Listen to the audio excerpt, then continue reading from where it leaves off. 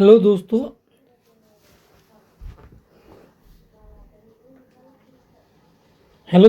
आज हम जो प्रश्न देखने वाले हैं, ऐसे ही प्रश्न हूबहू आने वाले शिफ्टों में आपको देखने को मिलेंगे, क्योंकि जितने भी ये प्रश्न मैं आपके सामने रख रहा हूँ, ये प्रश्न आपको बार बार परीक्षाओं में इसी के आधार पे आ रहे हैं। तो आइए देखते हैं कि इसी तरह के प्रश्न आपको एग्ज़ाम में देखने को मिलने वाले हैं। आइए सबसे पहले देखते हैं, पहले प्रश्न की तरफ दिया हुआ है कि यदि कोई व्यक्ति शेविंग के लिए सैलून जाता है तो उसे दर्पण के सामने खड़ा होना चाहिए। कहाँ खड़ा होना चाहिए ताकि प्रतिबिंब उसके आकार के बराबर बने। कर रहा है कि अगर मान लीजिए कि कोई व्यक्ति है और वो जा रहा है सैलून में शेविंग कराने के लिए, तो उसको दर्पण के सामने कहाँ खड़ा हो कि उसका प्रतिबिंब उसके समान आकार के बने। तो हम जानते हैं शेविंग के लिए इस्तेमाल की जाने वाले जो दर्पण होता है वो अवतल दर्पण होता है। तो अवतल दर्पण में कौन सा जगह है जहाँ पे उसके समान आकार का प्रतिबिंब बनता है, तो वो स्थान होता है सी, यानी वक्रता त्रिज्या। तो जब किसी वस्तु को सी पर रखेंगे ना, तो उसका प्रतिबिंब सी पे ही बनेगा और समान आकार का बनेगा। अगला जो प्रश्न दिया हुआ है, विद्युत परिपथ में प्रतिरोधक को किस चिन्ह द्वारा दर्शाया गया है। देखिएगा, ये प्रतिरोध से संबंधित बहुत सारे प्रश्न बार बार आपको एग्जाम में आ रहे हैं, तो इसको आप ध्यान से दीजिएगा। तो इस प्रश्न का सही उत्तर दिया हुआ ऑप्शन बी, जिग जैग रेखा। अगला जो प्रश्न है, किसी वस्तु की स्थितिज ऊर्जा किस स्थिति में अधिकतम होगी। तो कह रहा है किसी वस्तु की जो स्थितिज ऊर्जा है किस अवस्था में सबसे ज़्यादा होगी। तो इस प्रश्न का सही उत्तर है ऑप्शन सी, जब वस्तु अधिकतम ऊंचाई पर रहेगा। मान लीजिएगा कि ये वस्तु है, अगर ये सबसे जितनी ज़्यादा ऊंचाई पर ले जाके जाएंगे उसकी स्थितिज ऊर्जा बढ़ती जाती है। अगला जो प्रश्न दिया हुआ है, एक तत्व का परमाणु क्रमांक 20 है, 2 इलेक्ट्रॉन त्यागने के बाद इसमें इलेक्ट्रॉनों की संख्या कितनी होगी। देखिएगा, इस प्रश्न से ये परमाणु क्रमांक से बहुत सारे प्रश्न पूछने जा रहे हैं, या फिर आणविक द्रव्यमान से पूछे जा रहे हैं। इससे पहले पूछा हुआ था शिफ्ट में कि ग्लूकोज का आणविक परमाणु द्रव्यमान कितना होगा, ये पूछा हुआ था। तो इसीलिए ये टॉपिक जो है बड़ा ही इम्पोर्टेंट है।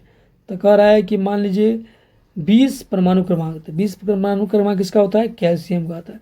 तो कैल्शियम का होता है 20 परमाणु क्रमांक। कह रहा है 2 इलेक्ट्रॉन त्यागेगा, तो जैसे ही 2 इलेक्ट्रॉन ये त्यागेगा, इस पर 2 पॉजिटिव चार्ज आएगा, और 2 पॉजिटिव चार्ज आते ही, तो पहले इसके पास इलेक्ट्रॉन थे 20 उदासीन होने पे, और 2 त्यागने के बाद उसके पास रह जाते हैं 18, यानी ऑप्शन सी सही है।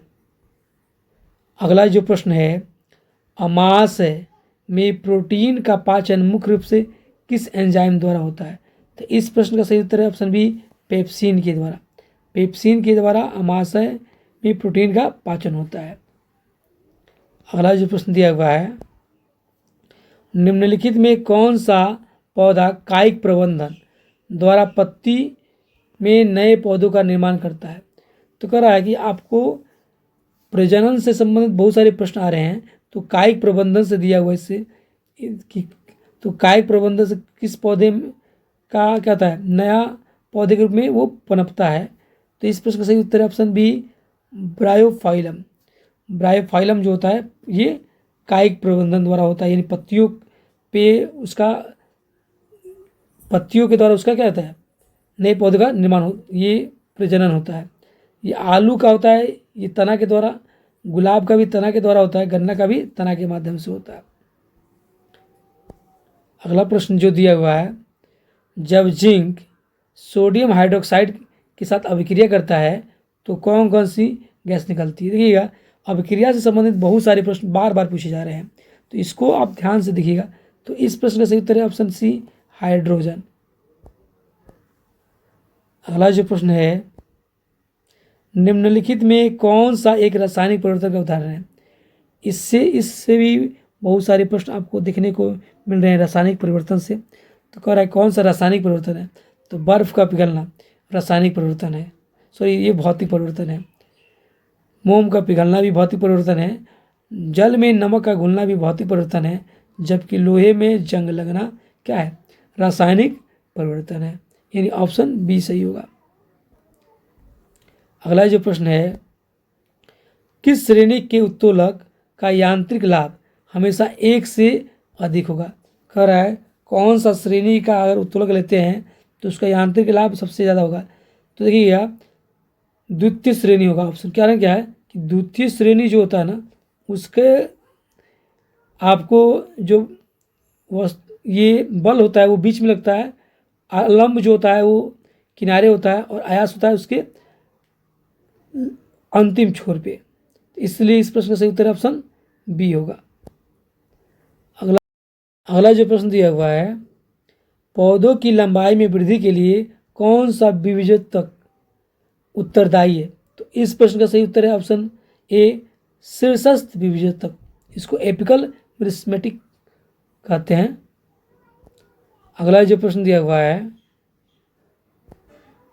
अवायवीय श्वसन के दौरान मानव पेशियों में ऑक्सीजन की कमी से क्या बनता है? देखिएगा अभी तक हुए जितने भी कुल मिला के 6 शिफ्टों में, 6 से 7 शिफ्टों में जितने भी प्रश्न आए हुए हैं उनमें ये श्वसन से संबंधित 5 क्वेश्चन आ चुके हैं, तो इसलिए इसको देखना बेहद ही जरूरी है। इस प्रश्न का सही उत्तर है ऑप्शन बी, लैक्टिक अम्ल। अवायवीय श्वसन जो मानव के मांसपेशियों में होता है तो लैक्टिक अम्ल बनता है, और ईस्ट में होता है ना तो एथेनॉल बनता है। क्या बनता है? एथेनॉल बनता है। अगला जो प्रश्न है, महिलाओं में अत्यधिक व अनियंत्रित मासिक धर्म का मुख्य कारण क्या हो सकता है? तो इस प्रश्न का सही उत्तर है ऑप्शन बी, हार्मोनल असंतुलन और गर्भाशय संबंधी समस्या।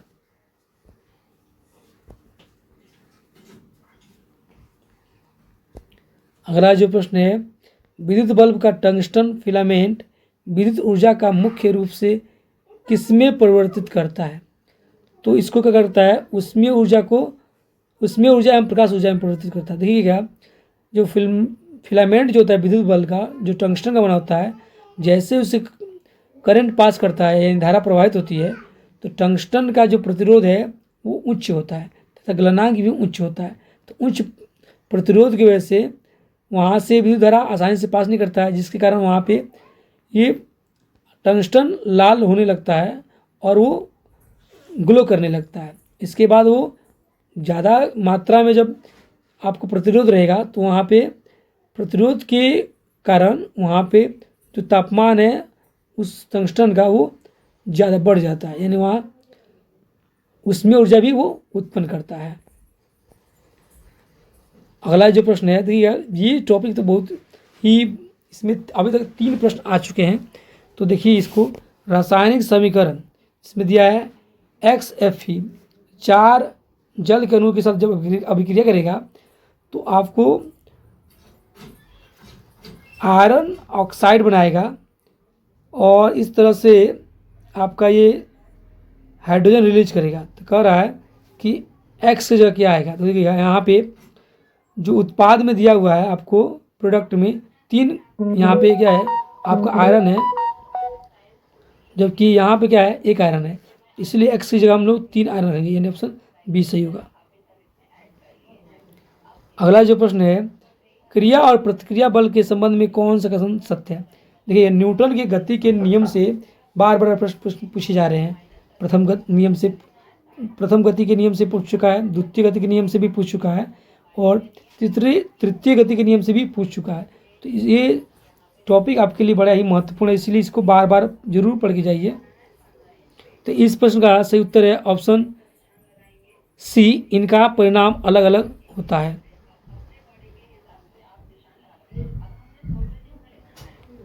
इस प्रश्न का सही उत्तर है ऑप्शन बी, ये अलग अलग वस्तुओं पर विपरीत दिशा में कार्य करता है। अगला जो प्रश्न दिया हुआ है, जब श्वेत प्रकाश प्रिज्म से होकर गुजरता है तो किस रंग का विचलन सबसे अधिक होगा? तो इस प्रश्न में सही उत्तर है, जैसे मान लीजिए ये प्रिज्म है, यहाँ से जब प्रकाश जाएगा तो ये 7 अलग अलग कलरों में बढ़ जाएगा। तो यहाँ पे बैगनी सबसे ज़्यादा इसका विचलन होता है और सबसे कम रेड का विचलन होता है, यानी ऑप्शन सी सही होगा।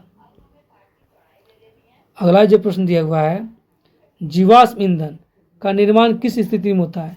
तो देखिएगा जीवाश्म ईंधन का निर्माण उच्च दाब और ऑक्सीजन की अनुपस्थिति में होता है, यानी ऑप्शन ए सही होगा। अगला जो प्रश्न है, एक पारंपरिक बल्ब क्यों ग्लो करता है, यानी प्रकाश क्यों देता है? तो इसका मुख्य कारण है तार में करंट पास करने से हीट जनरेट होता है, यानी उष्मा होता है, उत्पन्न होता है और प्रकाश देती है।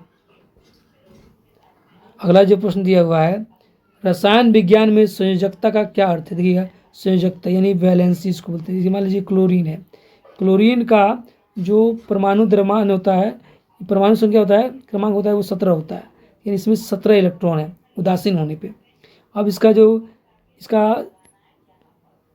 विन्यास लेंगे, इलेक्ट्रॉन की विन्यास, तो ये जगह 2 हो जाएगा, 8 होगा और 7 होगा। तो इसके बाह्यतम कक्ष में 7 इलेक्ट्रॉन है, जबकि इसको पूर्ण होने के लिए या तो 8 इलेक्ट्रॉन बाह्यतम कक्ष में होना चाहिए। तो ये तो एक कम है, तो ये क्या करेगा, बाहर से 1 इलेक्ट्रॉन को ये ग्रहण करेगा। तो जैसे ये ग्रहण करेगा तो इसके 8 पूरे हो जाएंगे, तो इस पर माइनस चार्ज लग जाएगा 1।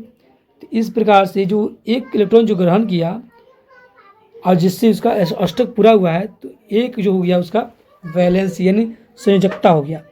तो इस तरह से इस प्रश्न का सही उत्तर है ऑप्शन सी, किसी तत्व के अन्य तत्वों के साथ जोड़ने की संयोजन क्षमता। अगला जो प्रश्न दिया हुआ है, निम्न में कौन सी भौतिक राशि ऋणात्मक हो सकती है? तो इस प्रश्न का जो सही उत्तर है ऑप्शन आपका बी दिया है, तय की गई दूरी जो होता है वो ऋणात्मक नहीं हो सकती है।